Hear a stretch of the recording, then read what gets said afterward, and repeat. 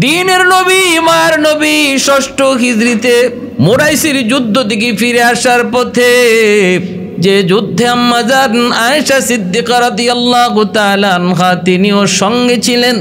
নবীজি আম্মা জানকে সাথে নিয়েছেন, পালকি করে যাইতেন। সেই পালকি সহ নবীজি কাফেলাকে এক জায়গায় বিশ্রামের জন্য রাখলেন, বিশ্রাম নিতে আদেশ দিলেন। সবাই বিশ্রাম নিতেছে। এই বিশ্রাম নেওয়া অবস্থায় নবীজি আল্লাহ নবীর পবিত্র বিবি আম্মা জান আয়েশা সিদ্দিকা রাদিয়াল্লাহু তাআলা আনহা হাজত সারার জন্য তিনি পালকি থেকে নামলেন। কিছু দূর জঙ্গল গাছগাছালির আড়াল, সেখানে যে হাজত সারলেন। হাজত সেরে তিনি আবার চলে আসবেন। এই মুহূর্তে তিনি টের পেলেন তার গলার হার, এই হারটা বুঝি ওই জায়গায় পড়ে গেল। আম্মা জান হারটাকে আবার কুড়ানোর জন্য ওই জায়গায় গেলেন, যে খুঁজতেছেন, হারটা পান না, কারণ অন্ধকার, রাতের অন্ধকার। হারটা খোঁজাখুঁজি করতেছেন। এই দিকে বিশ্রামের টাইম শেষ। নবীজি হঠাৎ করে আদেশ দিয়ে দিলেন, চলো কাফেলা আবার রওনা করো, কাফেলা আবার রওনা করো। নবী তো জানেন নাই, আল্লাহ নবী তো বুঝতে পারেন নাই। আম্মা জান তিনি আবার তার পালকিতে, নবী মনে করেছেন আয়েশা পালকিতে উঠে গেছে। যে 4 জন মানুষ পালকি তারা কাঁধে করে বহন করত, তারাও যার যার মতো করে পালকি তারা কাঁধে বহন করলো। এতটাই হালকা ছিলেন আম্মা জান, তিনি পালকিতে উঠলেন কি উঠলেন না এটা বোঝার মতো ছিল না। 4 জন পালকিওয়ালা মানুষ তারা মনে করলো আম্মা জান তিনি ঠিকই উঠে গেছেন। ওরা ভাবতেই পারে নাই তিনি উঠেন নাই, ওরা ভাবতেই পারে নাই তিনি এখনো রয়ে গেছেন। কাদের মধ্যে নিয়ে ওরা রওনা দিয়ে দিছে। এইদিকে কাফেলা চলছে তো চলছে। আম্মা জান হার তালাশ করে অনেকক্ষণ পর তিনি আসলেন। আয়েশা দেখেন কাফেলা এই জায়গায় নাই, আলামত পর্যন্ত নাই, আশেপাশে কোথাও আওয়াজও শোনা যায় না, দেখাও যায় না। এবার আম্মা জান বুঝে ফেললেন বিপদ, কঠিন বিপদ। নবীজি মনে করেছেন আমি পালকিতে উঠে গেছি, আর পালকিওয়ালারাও বুঝতে পারে নাই, মনে করেছে আমি পালকিতে উঠে গেছি, হাজত সেরে আমি পালকিতে বসে পড়েছি, বুঝে নাই। হায় হায় এখন কি করব। ওই মুহূর্তে আম্মা জান কতটা বুদ্ধিমতী, ধৈর্যের পরিচয় দিলেন।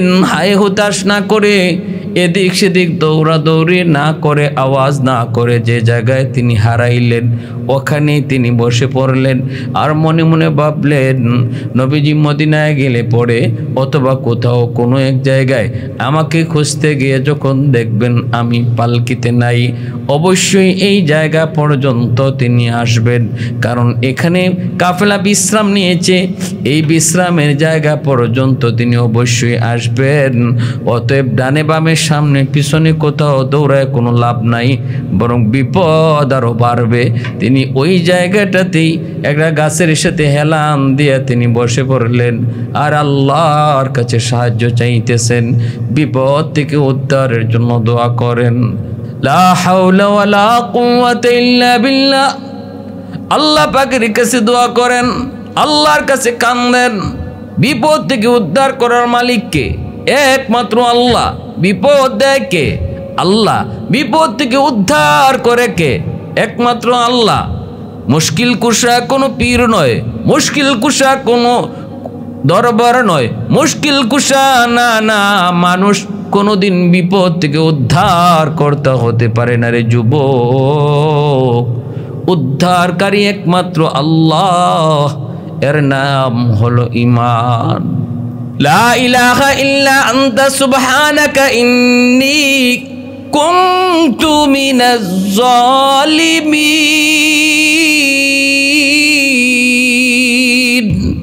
আল্লাহ পাকের কাছে বিপদ থেকে উদ্ধারের জন্য পয়গম্বর ইউনূস আলাইহিস সালাম দোয়া করলেন, আল্লাহ দোয়া কবুল করলেন। এজন্যই বিপদের সময় ধৈর্য হারা হতে নাই, বিপদের সময় হায় হুতাশ করতে নাই, বরং বিপদের সময় যারা সবর করবে, ঠান্ডা মাথায় যারা চিন্তা করবে, পেরেশান না হয়ে যখন সে আল্লাহর কাছে চাইবে, ধৈর্য ধরবে, আল্লাহ তাকে বিপদ থেকে উদ্ধার করবে। ক্ষমতা আল্লাহর আসেনি না নাই? অবশ্যই এই ক্ষমতা আল্লাহ পাকের। এটা আল্লাহই শুধু পারে। রোগ দেয় আল্লাহ, সুস্থ করে আল্লাহ, বিপদে ফেলায় আল্লাহ, উদ্ধার করে আল্লাহ। সব কিছু একমাত্র আল্লাহরই পক্ষে সম্ভব। ঘটনা যেমন তিনি ভাবলেন এমনই হলো। আর আমরা হইলে, আমাদের মতো হইলে, আমাদের সমাজের নারী হইলে কি করতো? চিল্লা চিল্লি করতো, হাই হুতাশ করতো, ডানে বামে দৌড়াইতো। এখান থেকে আরো 2 মাইল, 5 কিলোমিটার, 2 কিলোমিটার, 3 কিলোমিটার ডানে বামে চলে যেত। পরে ওই জায়গাটাও হারাইতো, যেখানে হারাইছিল ওই জায়গাটাও হারাইতো। অতএব যেখানে তুমি হারাও এখানেই খুঁজো, তবেই তুমি হারানো জিনিস পাবা। এটাই হলো রুল, এটাই হলো নিয়ম। আল্লাহর নবী, রহমতের নবী মদিনায় চলে যাওয়ার পর নবীজি এবার হঠাৎ করে আয়েশা আম্মাজান আয়েশা সিদ্দিকা রাদিয়াল্লাহু তাআলা আনহা, ওনার যে পালকি, এই পালকিতে আম্মাজান নাই। তখন যে খবর হলো, রসুল সহ সাহাবায়ে কেরাম অবাক হয়ে গেলেন। নবীজি নিজেও তিনি ছুটলেন পিছন দিকে ওই জায়গায়। ওখানেই হয়তো আয়েশা হাজত সারার জন্য নামছিল, আর পালকিওয়ালারা টের পায় নাই, দেখে নাই আয়েশা যে পালকিতে আবার বসলো কি উঠলো, ঢুকলো কি ঢুকলো না, এটা এই পালকিওয়ালারা টের পায় নাই। কারণ ওরা পালকির পাশে তো বসে থাকে নাই, পালকিটা নামায়া ওরা একটু দূরে যেয়ে বিশ্রাম নিয়েছিল, এজন্য ওরা টের পায় নাই। ওরা মনে করেছে হাজত সারতে তো এত সময় লাগার কথা না, অবশ্যই হয়তো ইনি উঠে গেছেন। পর্দার বিধান তখন নাজিল হয়েছে, যুবক আম্মাজান হাউজা থেকে ওই পালকি থেকে নামবেন, আবার উঠবেন, ওই দিকে কেউ নজরও করে নাই। এজন্য পালকিওয়ালা 4 জন কাঁধে নিয়ে ওরা মনে করেছে যেহেতু আগের মতোই লাগে, মনে হয় তিনি উঠে গেছেন। ভাইরা বন্ধুরা, এজন্য বলতেছি, এইদিকে আল্লাহর নবী একজন সাহাবী সফওয়ান রাদিয়াল্লাহু তাআলা আনহু, ওই সফওয়ান রাদিয়াল্লাহু তাআলা আনহুকে আল্লাহর নবী সব সময় কাফেলার পিছনে রাখতেন। কোনো না কোনো একজনকে নবী যে কোনো কাফেলা নিয়ে চলার সময় কাফেলার পিছনে একজনকে রাখতেন, যেন কাফেলা যদি কোনো কিছু ফালায় যায়, হারায় যায়, তাহলে পিছনে যে আসবে সে যেন সেটা দেখতে পায়, সে যেন নিয়ে আসতে পারে। সফওয়ান রাদিয়াল্লাহু তাআলা আনহু কাফেলার পিছনে আসতে গিয়ে তিনি যখন এই জায়গায় আসলেন, এসে দূর থেকে তিনি বুঝতে পারলেন এখানে গাছের সাথে হেলান দিয়ে একজন নারী বসা, কিন্তু সে কে? আস্তে আস্তে কাছাকাছি এসে তিনি চিনে ফেললেন, চোখ মোজা, তন্দ্রা, ঘুমের মধ্যে একজন নারী, কিন্তু চেহারা দেখেই সফওয়ান চিনে ফেললেন। কারণ পর্দার আয়াত নাজিল হওয়ার আগে আম্মাজান আয়েশা রাদিয়াল্লাহু তাআলা আনহাকে সফওয়ান রাদিয়াল্লাহু তাআলা আনহু তিনি দেখেছিলেন। তিনি দেখেছেন, এজন্য দেখা মাত্রই তিনি চিনে ফেলেছেন, আর আওয়াজ দিয়ে বললেন, ইন্না লিল্লাহি ওয়া ইন্না ইলাইহি রাজিউন। ইন্না লিল্লাহ, ইন্না লিল্লাহ, ইন্না লিল্লাহ কয়া যখন আওয়াজ দিয়ে উঠলেন, আম্মাজানের ঘুম ভেঙে গেল। সাথে সাথে মুখটা এবার চাদর দিয়ে ঢেকে ফেললেন। হযরতে সফওয়ান রাদিয়াল্লাহু তাআলা আনহু তিনি বুঝে গেছেন আম্মাজান বলে বিপদ, কোনো একটা অ্যাক্সিডেন্ট ঘটছে। আম্মাজান তিনি হয়তো এখানে নামছেন, আর নবী টের পান নাই, নবী বুঝতে পারেন নাই, কাফেলা নিয়ে চলে গেছেন, আর আম্মাজান রয়ে গেছেন। এমন কোনো না কোনো একটা বিপদ হবে, নবী জানেন না, নবী হয়তো বুঝতে পারেন নাই, জানেন নাই। অতএব কোনো প্রশ্নই আর করলেন না। একটা কথাই শুধু ওই জায়গায় আওয়াজ হয়েছে, রে যুবক, একটা আওয়াজ। সে আওয়াজটা হলো ইন্না লিল্লাহি ওয়া ইন্না ইলাইহি রাজিউন। দ্বিতীয় কোনো আওয়াজ হয় নাই, দ্বিতীয় কোনো কথাই হয় নাই। কেন এখানে আপনি বসা, কি হয়েছে, কেমনে আপনি পিছনে পড়ে গেলেন, এমন কোন কথাই সফওয়ান রাদিয়াল্লাহু তাআলা আনহু আম্মাজানকে প্রশ্ন করেন নাই, আম্মাজানও কোনো জবাব দেন নাই। সাথে সাথে মুখটা তিনি কাপড় দিয়ে ঢাকলেন। আর হযরত সফওয়ান রাদিয়াল্লাহু তাআলা আনহু নিজের ঘোড়াটা পাশে নিয়ে তিনি এই নিজের উটটারে এভাবে বসায় দিলেন। আম্মাজান বলেন, সফওয়ান উটটা বসানোর সময় নিজে অনেক দূর ছিল, আমি উটের পিঠে বসলাম। সফওয়ান, আমি উটের পিঠে পিছনে উটের পিঠে যখন বসবো তখনও আমাকে কি দেখে নাই, আমার সাথে কথাও বলে নাই, এদিকে তাকায়ও নাই। কাছাকাছি আইনা উটটারে আস্তে করে বসাই দিল আমার পাশে, এই কথাও বলে নাই আপনি উটের পিঠে উঠেন, তাকায় নাই, বলে নাই আমি উটের পিঠে উঠলাম। সফওয়ান অন্যদিকে তাকাই আবার আমাকে বলল, আম্মাজান আপনি উটের পিঠে বসছেননি? আমি বলছি হ বসছি। তখন তিনি উটটারে উঠাইলেন, এরপরে উটের লাগাম নিয়ে তিনি মদিনার দিকে রওনা দিলেন। মদিনায় পৌঁছে গেলেন। আল্লাহ নবী রহমতের নবী বুঝলেন আয়েশা ভুলে ভুলে এমন হয়েছে, হাউজওয়ালারা ওই পালকিওয়ালারাও টের পায় নাই। এটা একটা ভুল ছিল, এটা একটা ভুল। কিন্তু ঘটনা এখানেই শেষ হয় নাই, এখানেই শেষ হয়ে যাওয়ার কথা ছিল, হয় নাই। বরং মদিনার মুনাফিকের সরদার আব্দুল্লাহ বিন উবাই এবং তার দলের লোক মুনাফিকরা এই বিষয়টাকে নিয়ে অত্যন্ত ঘোলা করতে লাগলো, আম্মাজানের চারিত্রিক দোষ দিতে লাগলো। আম্মাজান এবং হযরত সফওয়ান রাদিয়াল্লাহু তাআলা আনহু এই দুইজনের ব্যাপারে মদিনায় তারা অপবাদ রটাইতে লাগলো। মুনাফিক সরদার আব্দুল্লাহ বিন উবাই আওয়াজ দিয়ে বলতে লাগলো, আয়েশা আর সফওয়ানের সঙ্গে অন্যায় কাজ করেছে। মদিনার অলিগলিতে আওয়াজ রটায় দিল, মন্দ কথা খুব দ্রুত ছড়ে, ভালো কথা কম ছড়ে, কিন্তু মন্দ কথা খারাপ কথা অল্প সময়ে দ্রুত ছড়ায় যায়। আম্মাজানের চারিত্রিক দোষ, আম্মাজানের চরিত্রের উপরে আঘাত অল্প সময়ের ভিতরে আওয়াজটা রটায় পড়লো। এমনকি এই ঘটনার ভিতরে, এই অপবাদ আর তহমতের ভিতরে তিনজন মুসলমানের নামও ঢুকলো। একজন হলেন হাসান রাদিয়াল্লাহু তাআলা আনহু, আরেকজন হলেন মিস্তা, আরেকজন হলেন হামনা, একজন মহিলা নাম হলো হামনা। এই তিনজন এরা মুনাফিক নন, এরা কিন্তু মুসলমানই। এই তিনজনও তারা এই অপবাদের মধ্যে ঢুকে পড়লেন।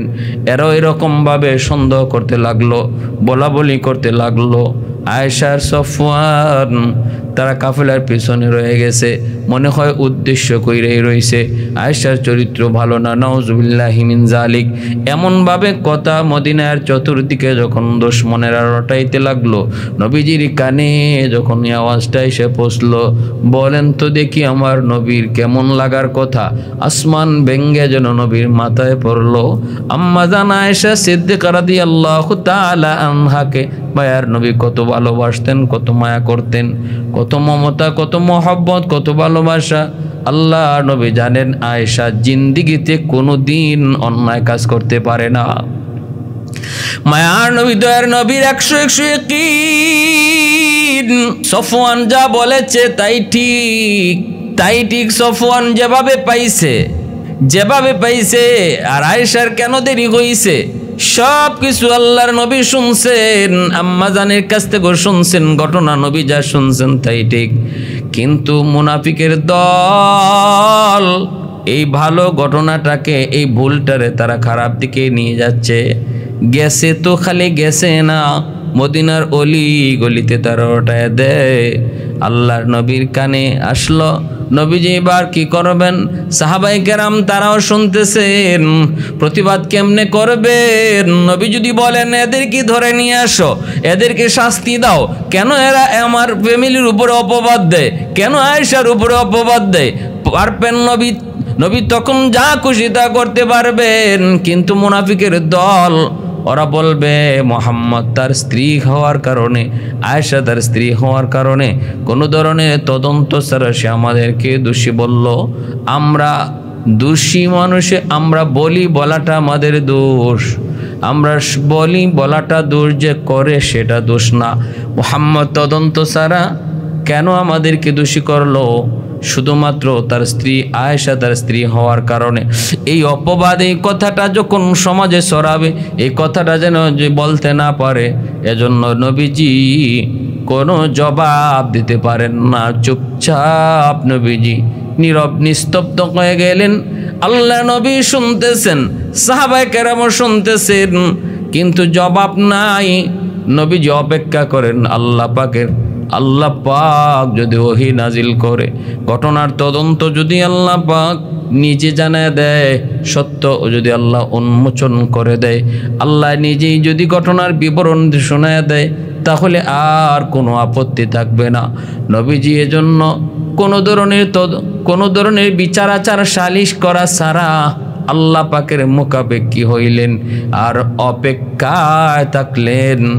ওহী আসবে, আল্লাহ জিব্রাইল পাঠাবেন এবং সঠিকটা মূল ঘটনাটা কি সেটা আল্লাহ পাক নিজে কইবেন।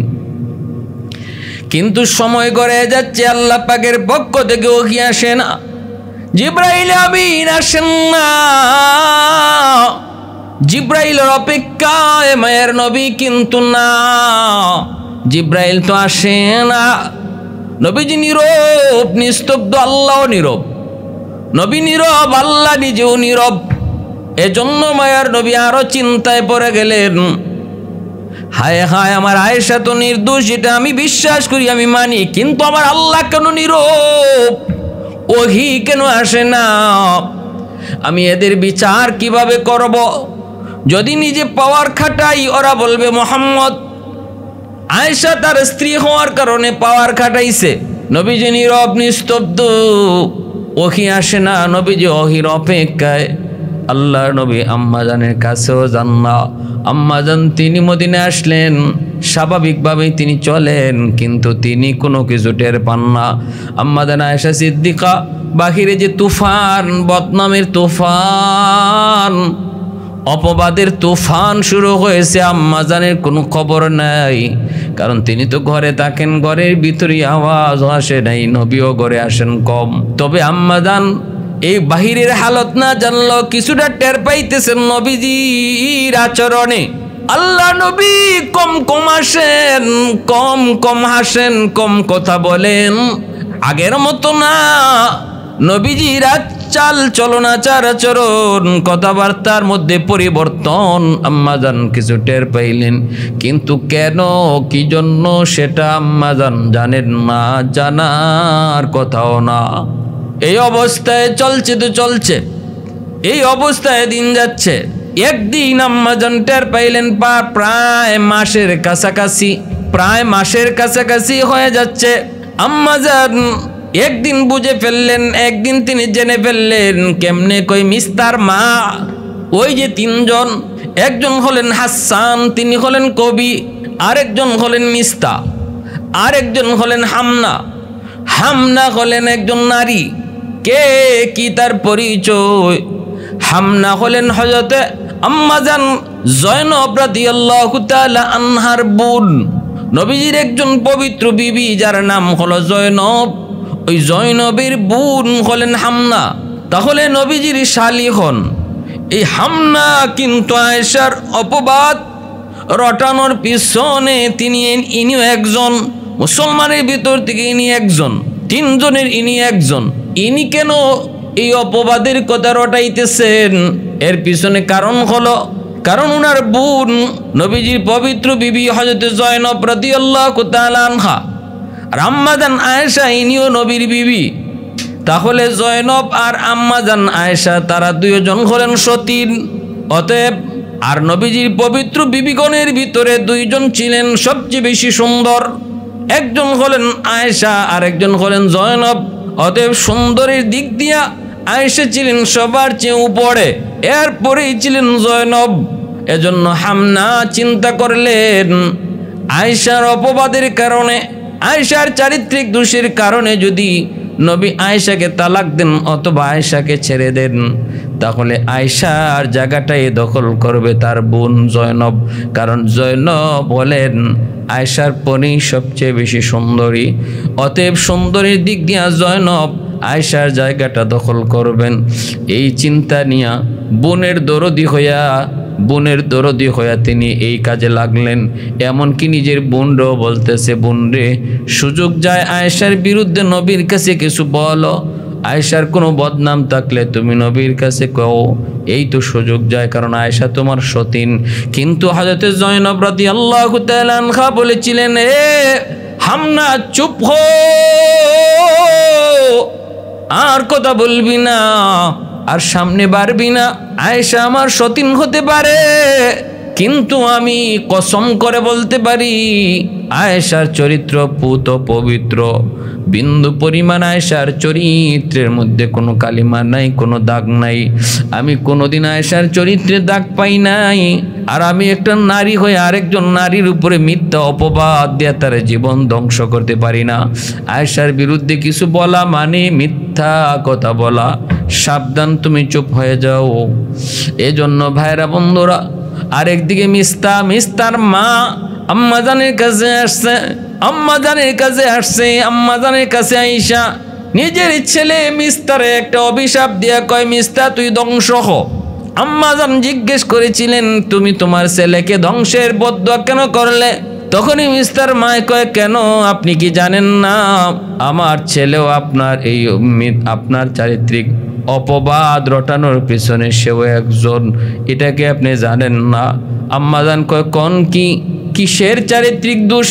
কয়, আপনি কিছুই জানেন না? আম্মাজান কয়, না কিছুই তো জানি না। কয়, কেন? আপনি যে কাফেলার পিছনে পড়ে গেছিলেন আর সফওয়ান আপনাকে নিয়ে এসেছে, মদিনার মুনাফিকের দল আপনার আর সফওয়ানের মধ্যে অনৈতিক সম্পর্কের অপবাদ রটায় দিছে, চতুর্দিকে আপনার বদনাম। এই বদনামের ভিতরে শামিল হয়ে গেছে 3 জন মুসলমান, এর ভিতরে আমার পোলা মিস্তাও আছে, এজন্য আমি মিস্তার জন্য অভিশাপ দিয়েছি। এই কথাটা বলা মাত্রই আম্মাজান এই প্রথম তিনি শুনলেন, আর সাথে সাথে ওনার মাথায় আসলো, এজন্যই তো নবী কম আসেন, কম কথা বলেন, চিন্তিত কঠিন থেকে কঠিন চিন্তা নিয়ে নবী আসেন আর যান, কথা বলেন না। কিন্তু নবীর জিগাইলো, নবী কিছু কয় না। আম্মাজানের মাথায় যেন আসমান ভেঙে পড়লো। সাথে সাথে নবীজির কাছে আয়েশা বলতেছে, নবী গো, হয়তো অনেক কথা আপনি আমাকে বলেন নাই, আমিও জানি না, তবে কিছুটা জানছি। এই মুহূর্তে আমি আপনার কাছে একটা আবদার করব, দয়া করে আপনি আমাকে আমার আব্বা আম্মার কাছে যাওয়ার অনুমতি দেন। আমি আমার আব্বা আম্মার কাছে বেড়াইতে যাব। মায়ার নবী কয়, ঠিক আছে আয়েশা যাও। নবীজি ফার্স্ট চান্সে অনুমতি দিয়ে দিছেন। আম্মাজান তখন নবীর অনুমতি পাইয়া খুশি হওয়ার কথা, কিন্তু খুশি না হইয়া কষ্ট আরো বাড়লো। কারণ কোনোদিন আল্লাহর নবী এত সহজে আম্মাজানকে বেড়াইতে যেতে দেন না, যেতে দেন কিন্তু খুশি মনে না, ফার্স্ট চান্সেই না। কিন্তু এই দিন নবীজির কাছে চাইতে দেরি, নবী অনুমতি দিতে দেরি হয় নাই।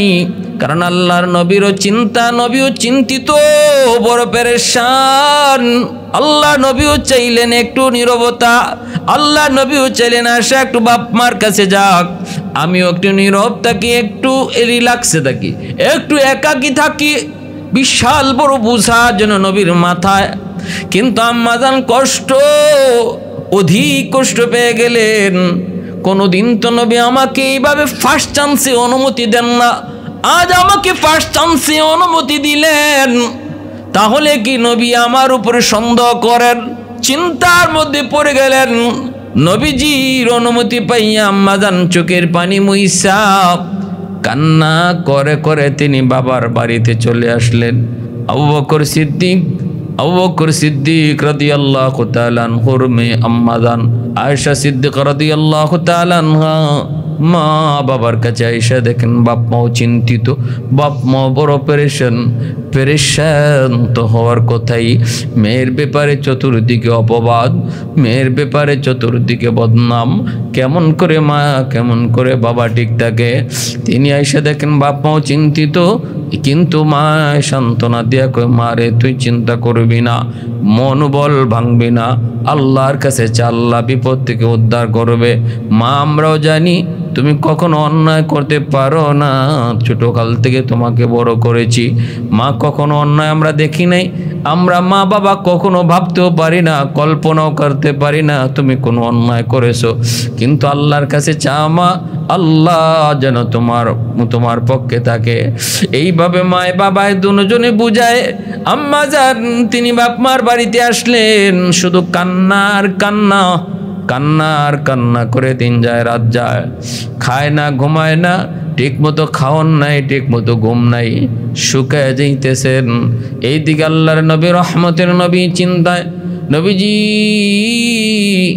মদিনার আউস আর খাজরাজ গোত্রের মানুষদেরকে নিয়ে নবী মদিনার মসজিদে বসলেন। আল্লাহ নবী একটা ভাষণ দিলেন, কেন আজকে আমার পরিবারের উপরে এত বড় অপবাদ? প্রমাণ ছাড়া কেন এই অপবাদ? কেন আমার পরিবারের উপরে আক্রমণ?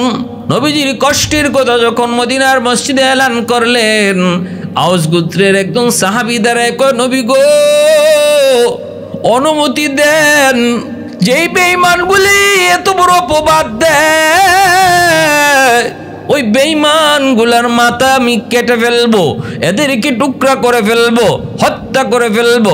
অনুমতি যদি দেন বিচার হাতে নিয়ে নিব। সাথে সাথে খাজরাজ গোত্রের আর একজন দাঁড়ায় বলতেছে, অসম্ভব, তোমার কথা হয় নাই, কারণ খাজরাজ গোত্রের মানুষই বেশি যারা আম্মাজান আয়েশার বিপক্ষে অবস্থান নিয়েছে, অপবাদ রটাইতেছে।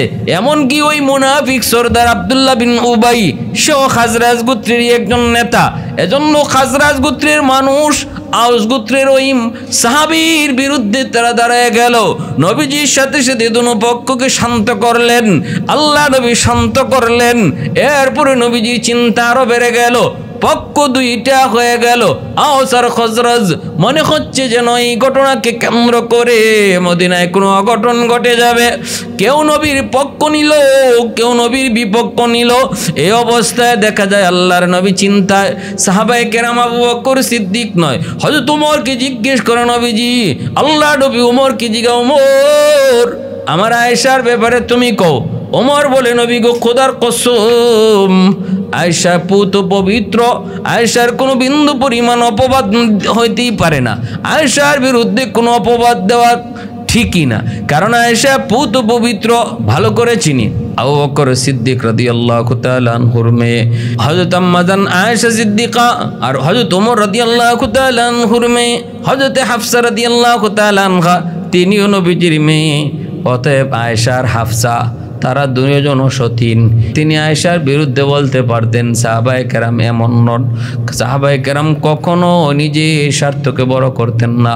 মিথ্যা অপবাদ সাহাবায়ে কেরামের সম্মান না। জিন্দিগিতে জীবন গেল, দুশ্মন হলো দুশ্মনের উপরে কোনো মিথ্যা অপবাদ দিতেন না। ভাইরা বন্ধুরের জন্য বলতেছি, যুবক আবু বকর সিদ্দিক রাদিয়াল্লাহু তাআলা আনহু তিনি তো চিন্তায় চিন্তিত। নবীজি হযরত ওমর রিজিগান, উসমান কয় আয়েশা ভালো, ওমর কয় আয়েশা ভালো, আলী কয় আয়েশা ভালো, আয়েশার চরিত্রে কোনো দাগ নাই, পুত পবিত্র। তবে নবী গো আমি একটা কথা আপনারে বলি, আয়েশার পার্সোনাল সেক্রেটারি যে আছে, ঘরের ভিতরে যে খাদেম আছে, সেই খাদেম ওই মহিলাকে জিজ্ঞেস করেন, মনে হয় সে ভালো জানবে। নবীজি আম্মাজান আয়েশা সিদ্দিকার খাদেমাকে জিজ্ঞেস করলেন, তুমি তো ঘরে থাকো, আয়েশাকে তুমি বেশি দেখো, তুমি কও আয়েশার চরিত্র কেমন? তখন ওই খাদেমা কয়, নবী গো খোদার কসম, আমি কোনোদিন খারাপ কিছু দেখি নাই, আয়েশার চরিত্র পুত পবিত্র ভালো। নবীজি সতীনদেরকে ডাকলেন। আল্লাহর নবী সতীনেরা, আম্মাজানের সতীনেরা, তারাও নবীর আয়েশার চরিত্রের ব্যাপারে তারা সুন্দর সার্টিফিকেট দিলেন। কেউ একটু অ্যাঙ্গেলও বলে নাই আয়েশার চরিত্র ভালো না। ভাইরা বন্ধুরা, এজন্য বলতেছিলাম, আল্লাহর নবী রহমতের নবী আসলেন আবু বকর সিদ্দিকের বাড়িতে। নবীজি আসলেন, চিন্তায় চিন্তিত 1 মাস পার হয়ে যায়, এখনো ওহী আসে না। আল্লাহ নীরব, আল্লাহ পাক কেন নীরব আল্লাহর নবী সেটা বুঝে আসে না। এত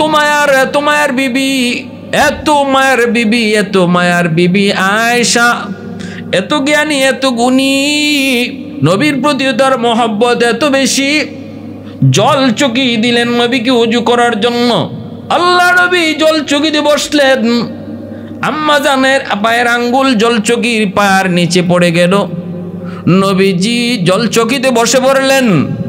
আম্মাজান আঙ্গুলটা সরাইতে পারলেন না, সাথে সাথে আঙ্গুল থেতলে গেল। অজুর পানিতে রক্ত যায়। নবীজি বলতেছেন, আয়েশা রক্ত কোত্থেকে? আম্মাজান তখনও কিছু কয় না। মায়ার নবী তাকায় দেখেন আম্মাজানের আঙ্গুল থেতলে গেল, রক্ত যাইতেছে। নবীজি সাথে সাথে উঠলেন, উঠতে তিনি জলচকিটা সরাইলেন। নবী বার অবাক হয়ে বলতেছেন, আয়েশা এত বড় কষ্টটা কেমনে করলে গো? কেন তুমি বললে না নবী গো?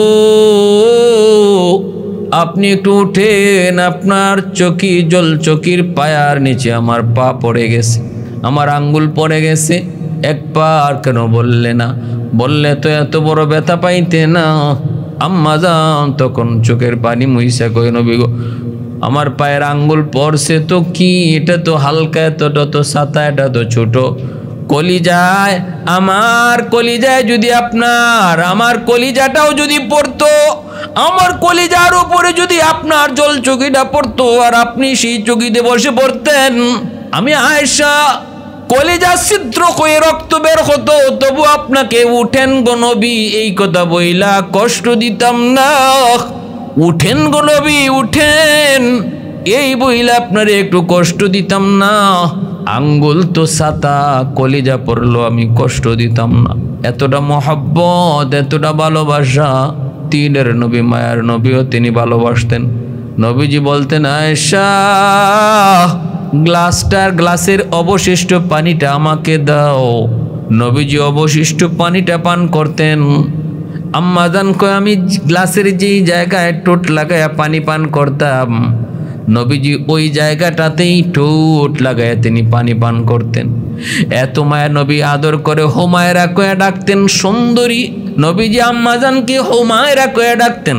নবীজির সকল বিবিদের মধ্যে একমাত্র একজন বিবি যিনি বাকেরা, তিনি ছিলেন কুমারী, তিনি হলেন আম্মাজান আয়েশা সিদ্দিকা রাদিয়াল্লাহু তাআলা আনহা। এবার আল্লাহর নবী আসলেন শ্বশুর বাড়িতে, আম্মাজানও তখন বাবার বাড়িতে। নবীজি আসলেন, সবাই চিন্তিত। নবীজি আয়েশার ঘরে গেলেন। আবু বকর সিদ্দিক এবং আবু বকর সিদ্দিক রাদিয়াল্লাহু তাআলা আনহুর বিবি, তারাও ধারে কাছাকাছি। আল্লাহর নবী যে বলতেছেন, আয়েশা আল্লাহ পাকের পক্ষ থেকে এখনো কোনো ফয়সালা আসে নাই। ও আয়েশা, আমি জানি তুমি নির্দোষ। আয়েশা, আমি জানি তোমার চরিত্রে কোনো দোষ নাই, কিন্তু এরপরও তোমাকে বলি, যদি কোনো দোষ করে থাকো আল্লাহর কাছে মাপ চাও, আল্লাহ পাক ক্ষমা করে দিবে। কারণ আল্লাহর পক্ষ থেকে কোনো ওহী আসে না বিদায় নবী চিন্তিত। নবী কয়, আয়েশা যদি কোনো অন্যায় হয়ে থাকে আল্লাহর কাছে মাপ চাও।